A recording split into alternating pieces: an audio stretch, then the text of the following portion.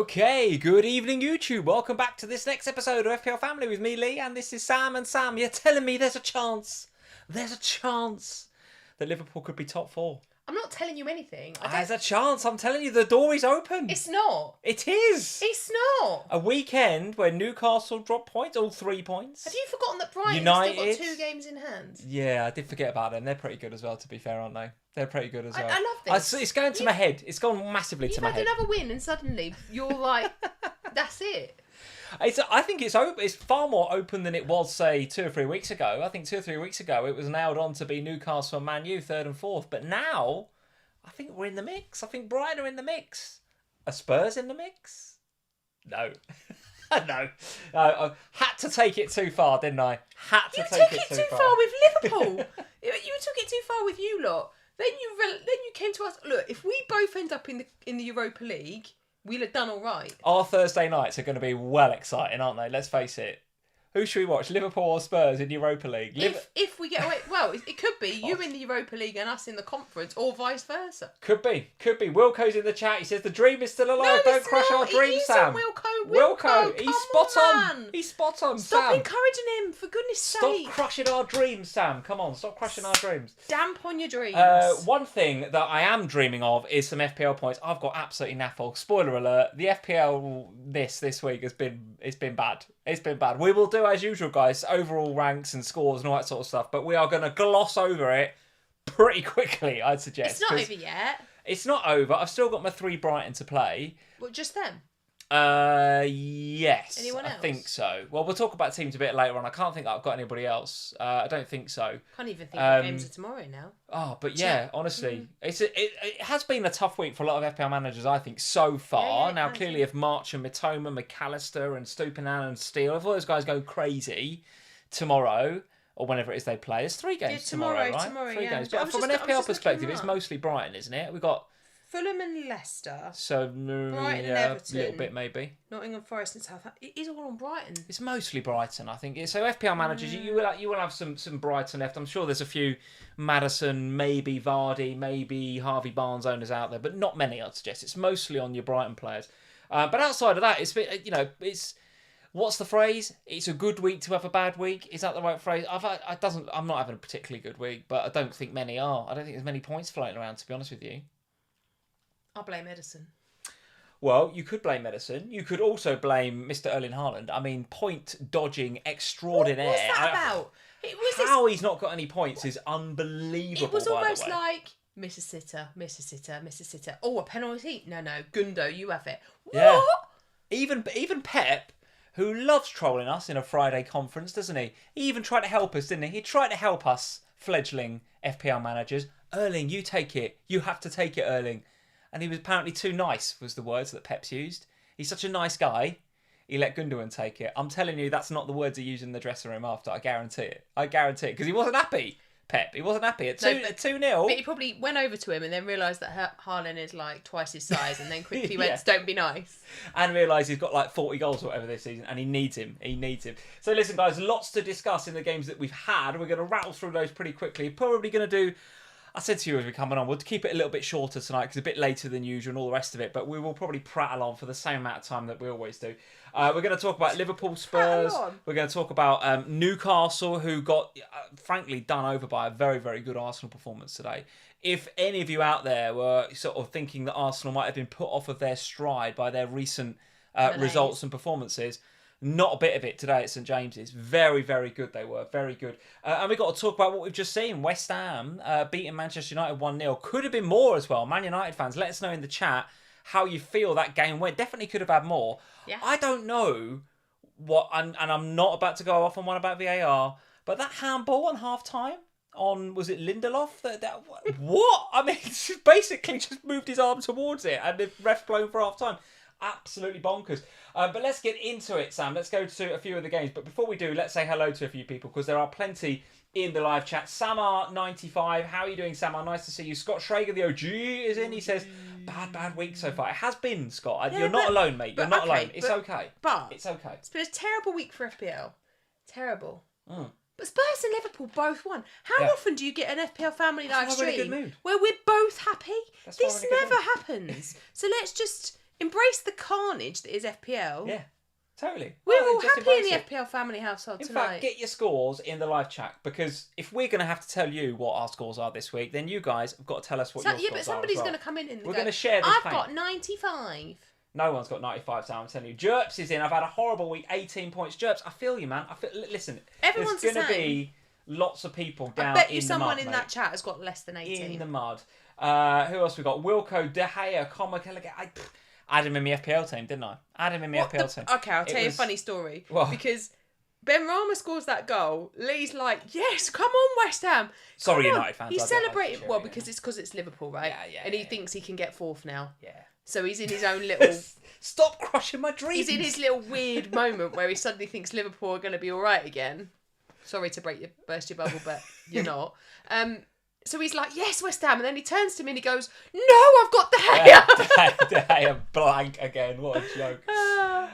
We've got Tarbo Gama is in. We've got Martin Salin. We've got... Manager of the Month. Oh, yes, actually, we should talk about it. In fact, what a good opportunity that is to talk about it. Since Mr. Martin Salin is here, we're going to talk about our... Manager of the Month update for April. These are the final standings for our Patreon, patreon.com/FPL Family Manager of the Month in April. April was about 5 or 6 game weeks long. It was a big one. Lots of doubles, lots of difficult game weeks to navigate. So Martin Salin to come out and win that in April with a grand total of 551. He came from nowhere, Sam. Let me tell you, in that final game week, he got, and this was the fight. So this was 34 was the last game week in April. He got like 130 odd points or something. Yeah, 134, I think you said. Crazy. So commiserations to James and to Nathan, who up until that point were being incredibly consistent, and then not as if they had a bad game week 34. It's just that Martin absolutely smashed it with 130 odd points. Absolutely brilliant.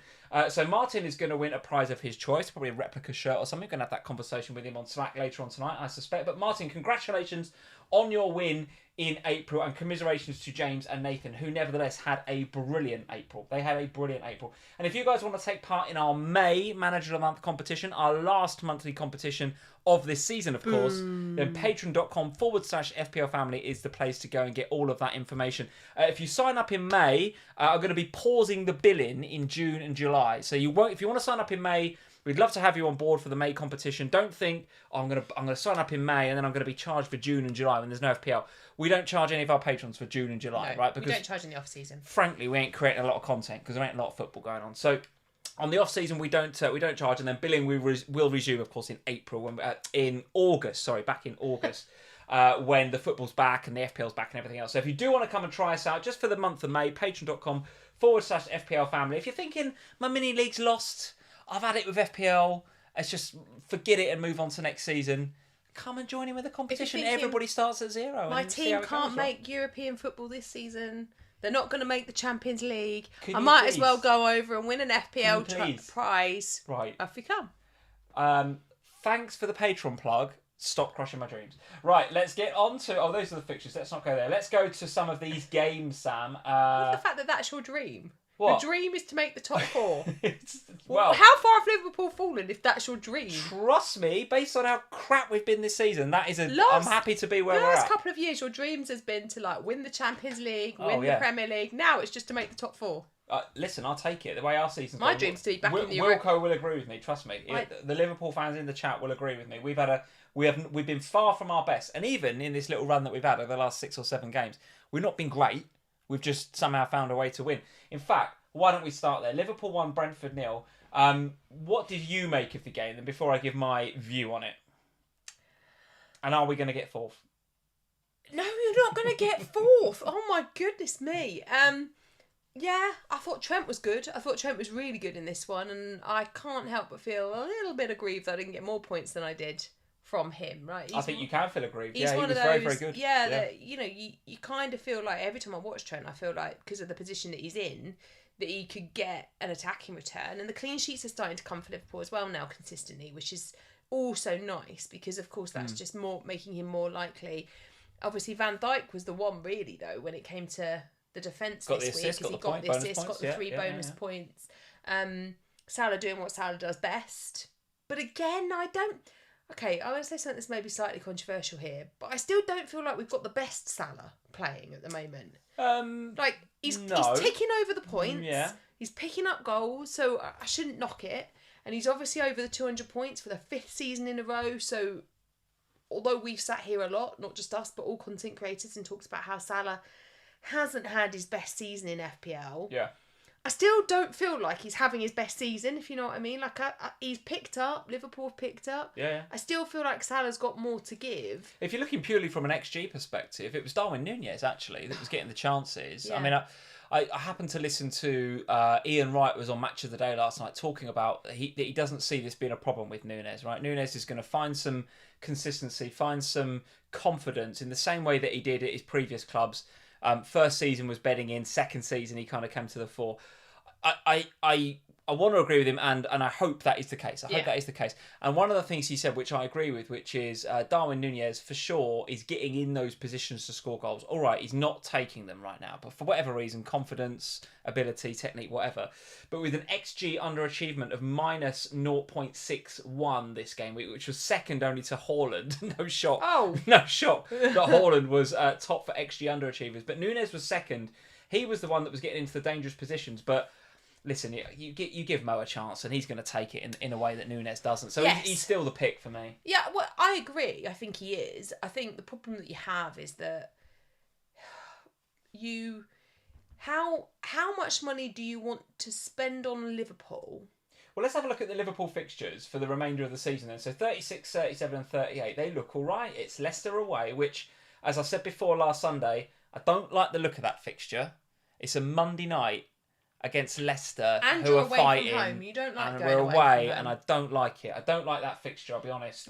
We better not live stream after that. Then we won't get this Chipperley. Yeah, yeah. I know that we've won a few on the spin. We do look better. There's been a lot at home though. But a lot of home games recently. There's something about that fixture that I don't like. Anyway, then it's Villa at home. Don't mind that at all. And then Southampton away to finish the season, who will be down by then, I suspect. Sorry, Saints fans. So that Leicester fixture.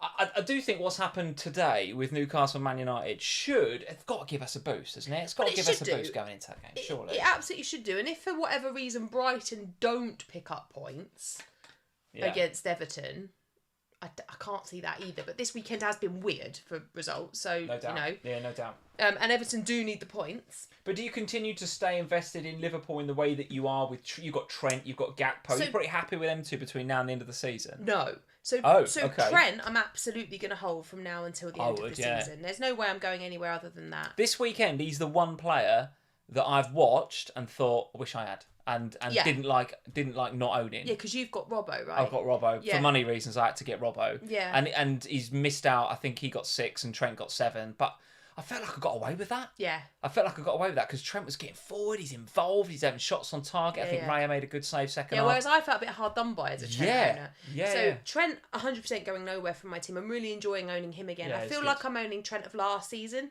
Last couple of seasons really, where he's been really consistently good. Yeah. So Trent's going to stay. So do you get Trent now? If you haven't got a Liverpool defender, but you have the money, do you prioritise the double game weekers or do you go and get a Trent? Well, the way that the double game week teams are defending at the moment, I'd prioritise getting Trent. Because if you look at the double game week defenders, Manchester United is slipping up. They're not keeping clean sheets. Manchester City, unless Ederson's not in goal, are not keeping clean sheets. Yeah, what's that about Ederson, man? Newcastle, they haven't been keeping clean sheets. So the teams that you have, Chelsea definitely not keeping clean sheets. The only real team that you can invest in from a double game week perspective that you could be reasonably confident of a clean sheet is Brighton. But the fixtures... Not in 36. But the fixtures that they have mean that I wouldn't think that they would get a clean sheet. So they're the best of them defensively, in my opinion. Yeah. But the fixtures aren't necessarily there for a clean sheet. They're there for attacking returns. So my feeling is you would prioritise Trent because the way that he is playing, even if the clean sheet goes, unlike these other guys where the clean sheet might go, but you don't see the attacking returns coming. With Trent, if the clean sheet does go, you can see an attacking return coming for him. So I would prioritise Trent. The reason I said no is because I have 4 midfielders currently who play twice in double game week 36 or 37. And I'm going to have a couple of forwards who play twice, but I'm not prepared to sell Harry Kane, as we Fair enough, all yeah, know fair enough. Because constantly. returned again this week. Returned just again. Absolutely inevitable, yeah. Because the man is literally a ledge. What are you going to do without him next season? Will you shut up? You're crushing my dreams. I'll crush your dreams. He's going Man United. Smash your face. He's not going to Man United. They'll get somebody. It won't be Kane. I've lost my train of thought. Oh, so my midfielders. So the only realistic way I have to get my additional double game week players is my Gakpo position. Right. And whilst I don't feel necessarily thrilled about the idea of selling Gakpo, because actually I've quite enjoyed owning him for the last couple of weeks. I know he didn't get anything this time around. Could have. But he could have. Yeah, one that bounced off his knee that could have gone anywhere. He had a good shot towards the end of the game as well that just went about a foot wide of the post, and I was like, Gakpo. There were a couple of moments where I was like, there could have been something in that game. So you're going to sell Gakpo, are you? So I am going to sell him, but it's not through any fault of his own. It's not like I'm desperate to get rid of him. Do you think you can do better? It's just I think that I can use that position to target a doubler for 36 and then move it on again to target a doubler for 37. And maybe I go back to him for game week 38. Okay.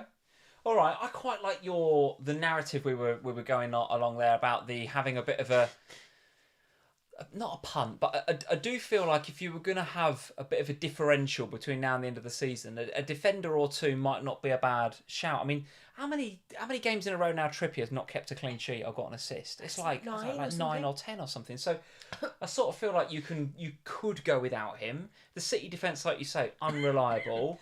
We've already mentioned Liverpool and getting Trent. That's okay. You go with that. But we're going to talk about a certain Pedro Porro later on. Remind me, I've got to talk about this guy because I was very impressed. Very impressed. So Liverpool 1, Brentford 0. Anything else to say on this game? I think Salah doing what Salah does. He can always pop up with a goal, can't he? Nunez was the one that was getting into the positions. I did feel like Brentford had potential to get something in this one, though. Yeah, every team does against Liverpool. Come on, everyone. We give any team a chance. Yeah, I mean, I think if you want to double up, I think for me, Trent is the priority at Liverpool. Yeah. Closely followed by Salah. If you can have them both because your team structure works and it's not compromising your double game week players, then I think you do that. But outside of those two, I think you could go without for next week, particularly given there's a double. All right. Well, listen, 4th overall in the BPS standings so far this game week, Mo Salah, with 29. So that tells you that not only did he get the goal, but he's doing plenty to feed those bonus points and get the 2 that he deserves. So there we go. Liverpool 1, Brentford 0. Let's move it swiftly on to the Newcastle game from today, Sam. So Newcastle 0, Arsenal 2. I'll be honest, didn't call this.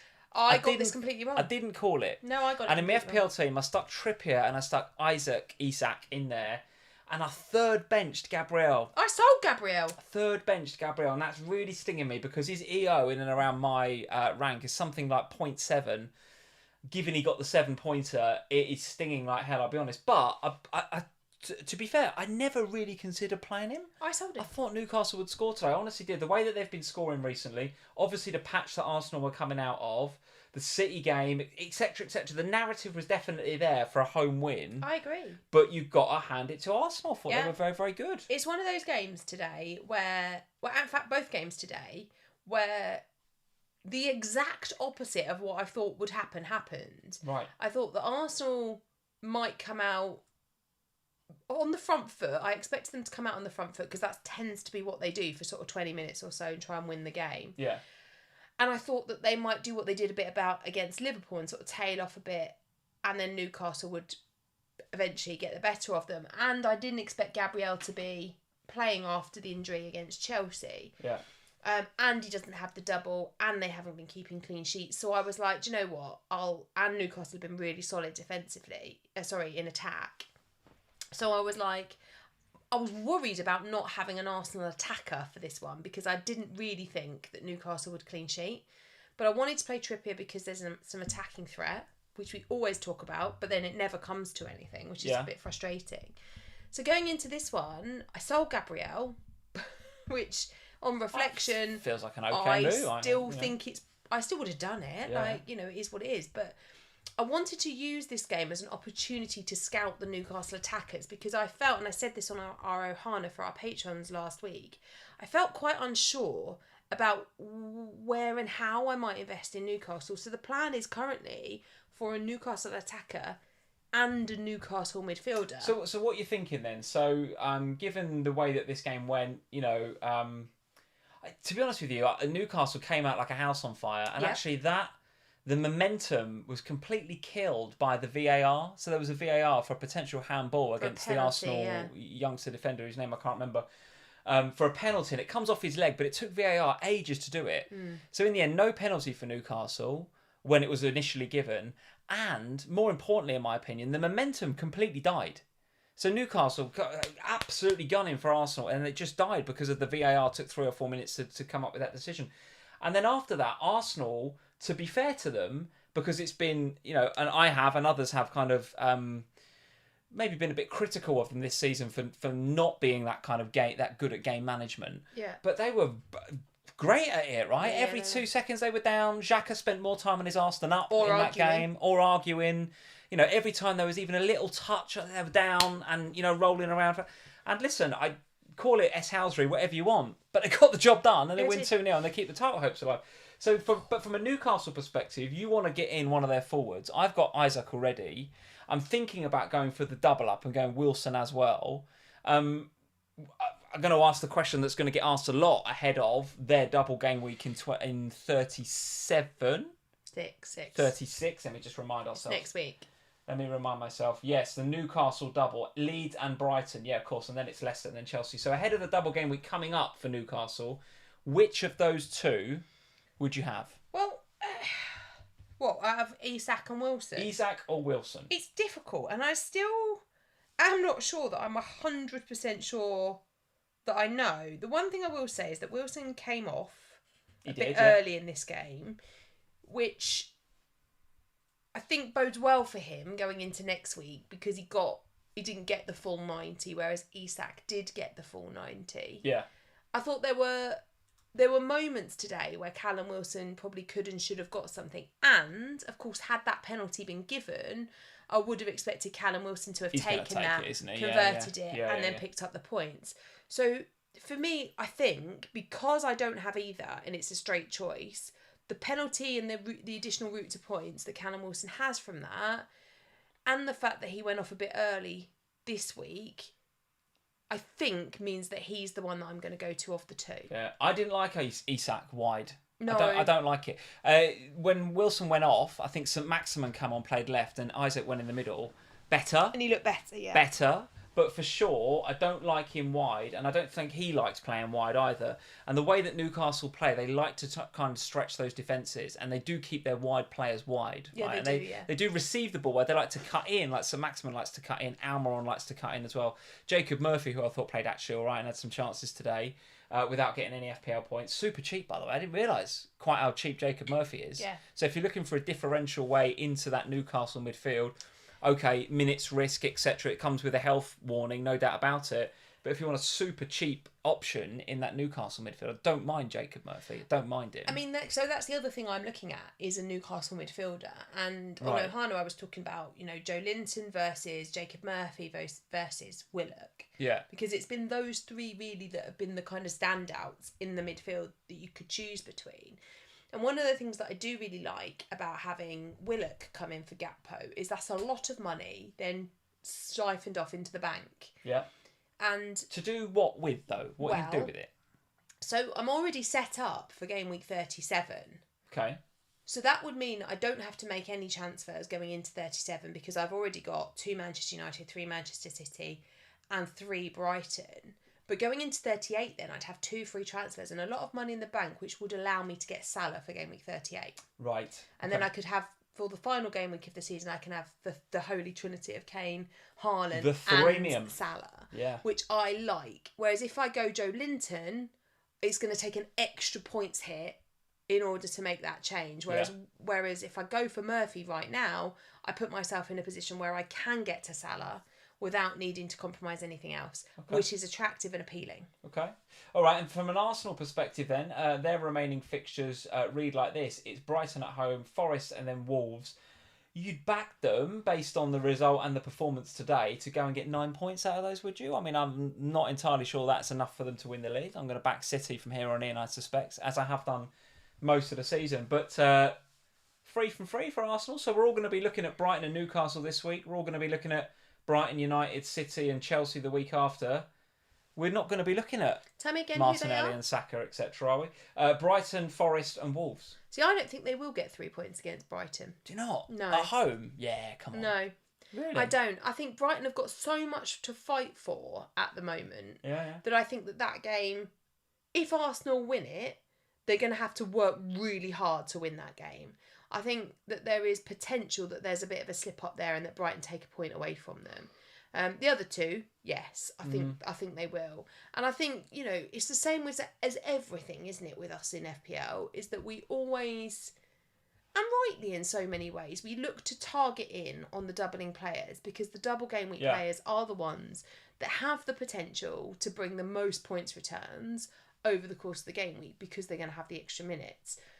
But it does almost always mean you sacrifice a good single game weeker. The amount of people that sacrifice Kane, you did it. Yeah. As part of a wild card to have these other players in. And since then, he has consistently returned. Now, all right, the player that you brought in was Salah for the double and he's done well. So it hasn't affected you too much.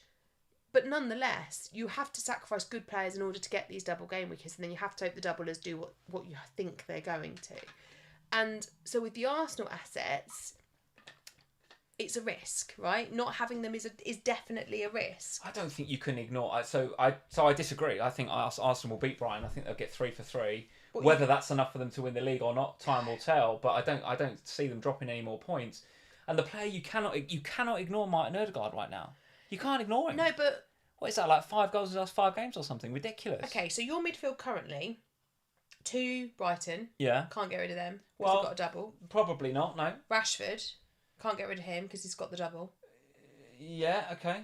Salah. Not getting rid of him. Who's your other one? Grealish. Who's got a double in 37, potentially. So how are you getting Ødegaard in?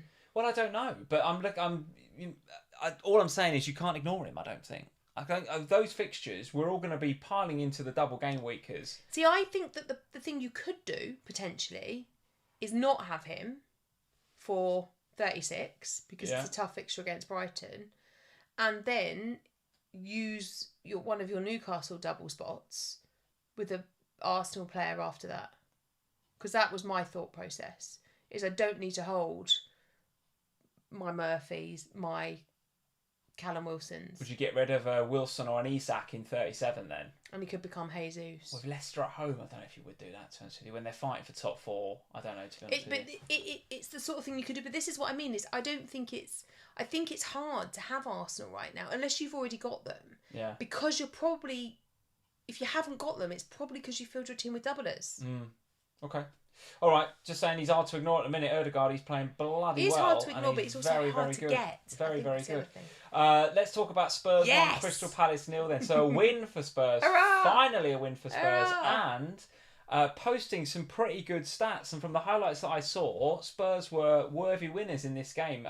You can see from the amount of yellow cards that Crystal Palace racked up in this game that it was a physical game from their perspective. I do want to... Obviously, we can talk about Kane till the cows come home if you want, but... I did notice second for chances created in the Fantasy Football Scout members area.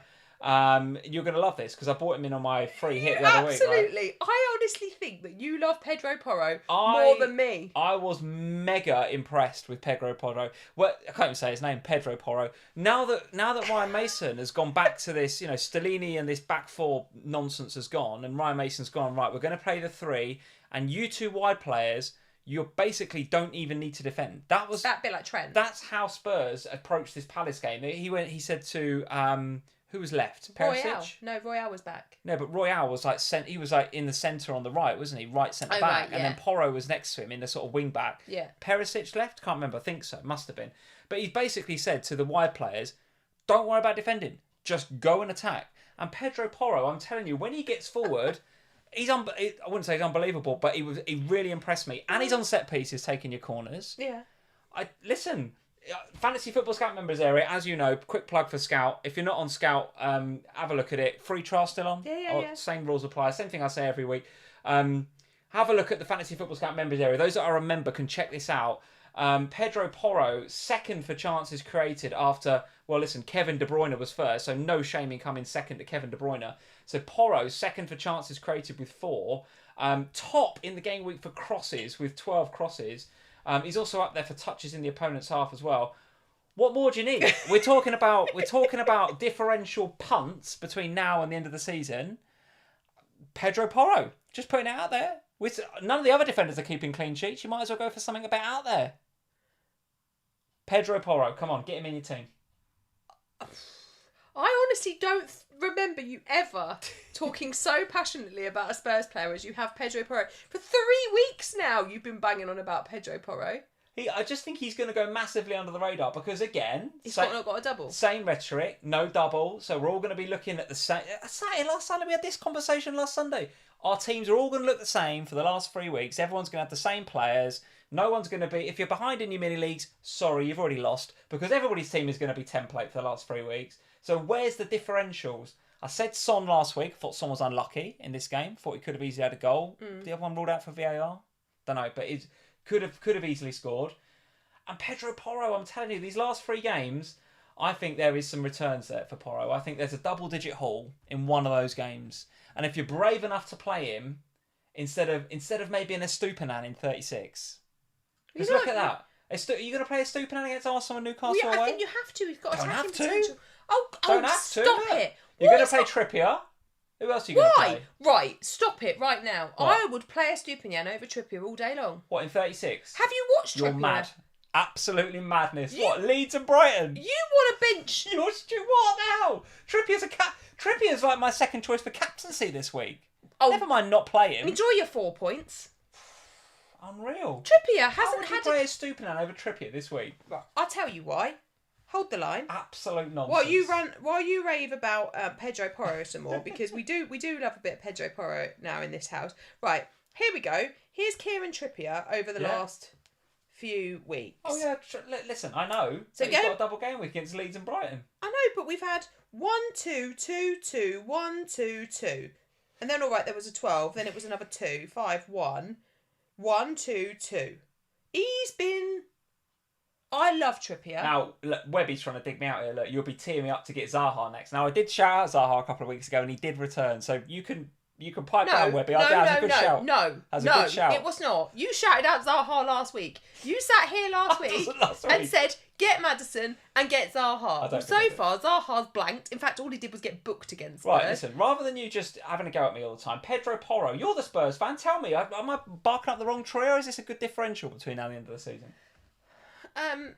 Well, no, I think what your rhetoric was correct in terms of if you want somebody to defend, it's not Pedro Porro. However, not in a back 4. He can and is really good. His crosses are good. His ability to pick out a ball is good. The only thing I'd say is, having watched him live against Manchester United, there was a lot of... That's back when you had crap management. No, it wasn't. We had Mason was in charge. Yeah, but he hadn't had his time to put his arm around the players. They're all friends now at Spurs. Come on, I'm trying to be nice about Spurs. Ryan Mason's having an impact in there already. You've got 3 nice fixtures between now and the end of the season.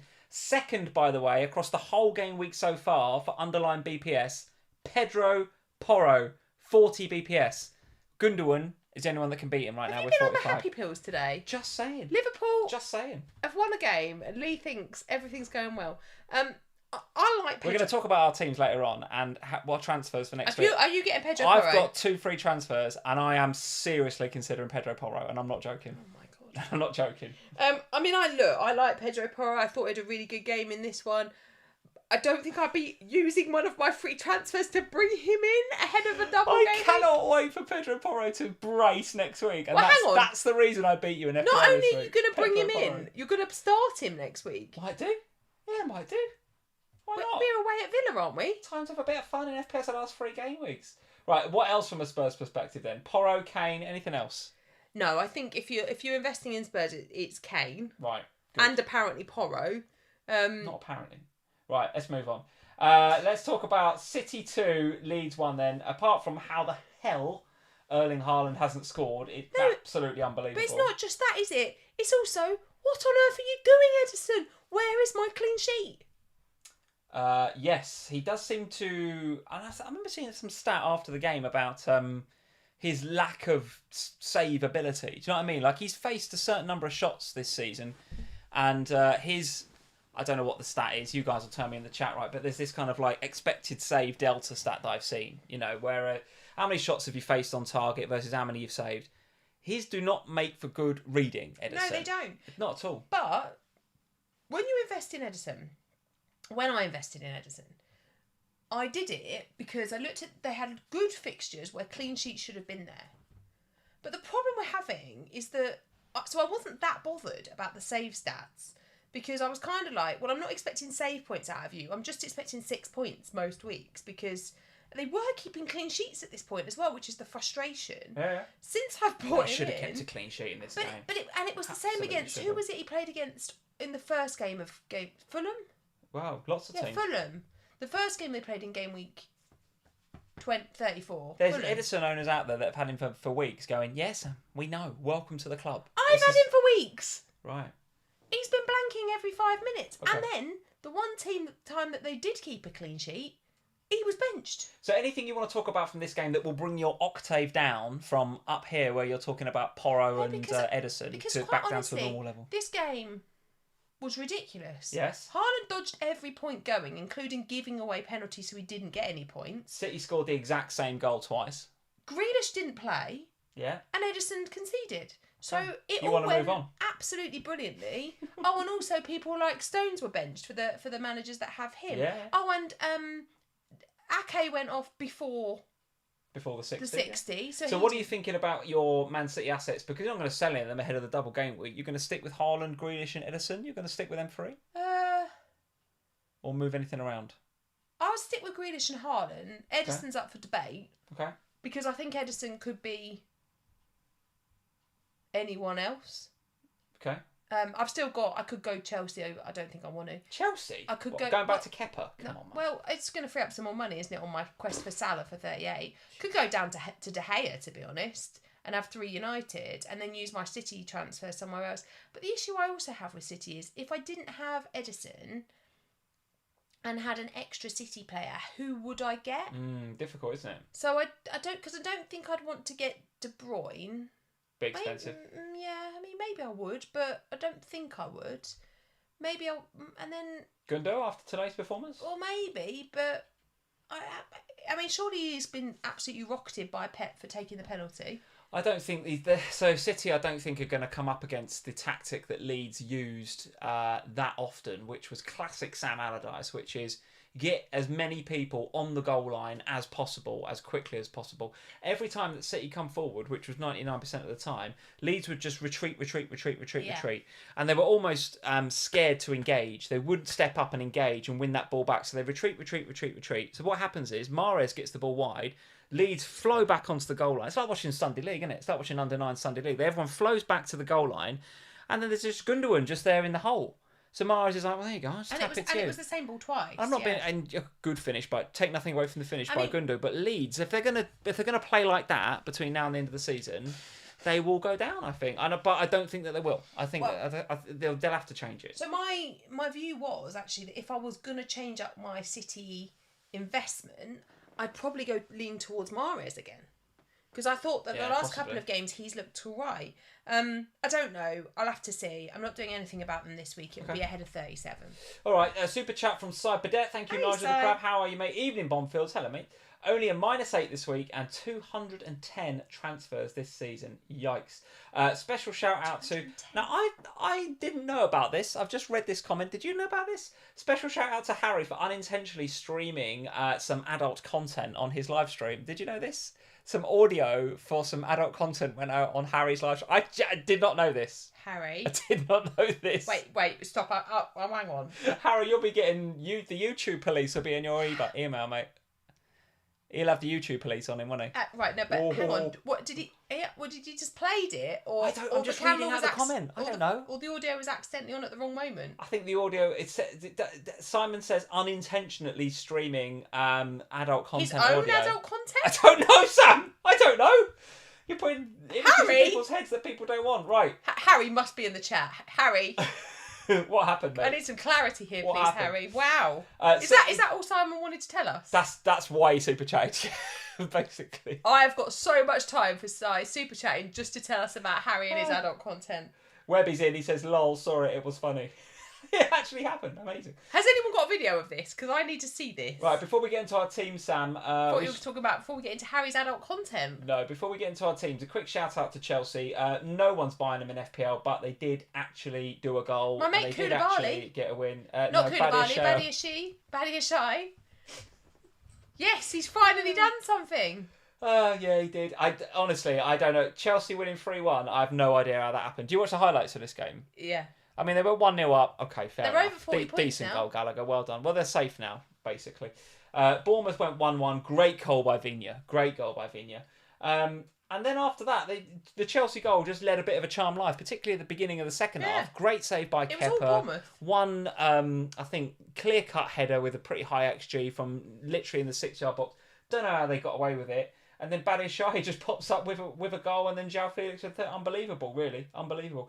But nevertheless, Chelsea get the win. Frank gets his first win back at Chelsea. First game in about 20, wasn't it? Well played. Very, very quickly and briefly, can they tempt you for the double game week? Who, Chelsea? If they did all right in 36... Oh, I thought you were going to say a straight no, but can No. they tempt you? Well, let's see, because look, they've got a win now. It's Forest at home in 36. If they can't win that... Well, that's the thing. So if they could get something, and if it's the same players again, like if I don't know, it's got to be an attacker. If Gallagher pops up again in 36, then he might not be a terrible differential. Oh, come on. You're not buying in for City, Man United away, and then Newcastle at home. Right, so Come on. Man City have just proved to you that they can concede every time that Ederson's Not in to goal. Chelsea. Of course they can. And then there's Man United who can't win against West Ham. All right. Maybe. Move on. Look, the likelihood is they won't beat Forest, and then nobody's going to want them anyway. But if they beat Forest, maybe.